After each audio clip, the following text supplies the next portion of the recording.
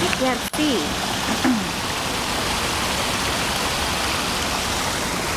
Hi everyone, this is Elena and I am coming to you again from the Gulbenkian park. It's like a little oasis in Lisbon and I love it here very much because there's ducks everywhere. There's like cute little pathways and it's like right in front of where I'm staying, so it's absolutely lovely and a great place to just come meditate, come for a snack and eat, relax, sleep.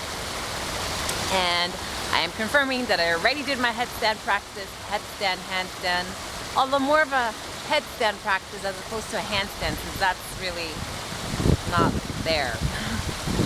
But baby steps. And I'm eating this delicious ice cream, which is half eucalyptus and half alfaroba, which in Spanish is algarroba, which in English is carob. It's really delicious. I've never had this combination before. And I'm just going to chill out with the duck, who is by the, he's so cute. He's like right by the little waterfall. Anyway, enjoy your day and I'll talk to you later. Bye.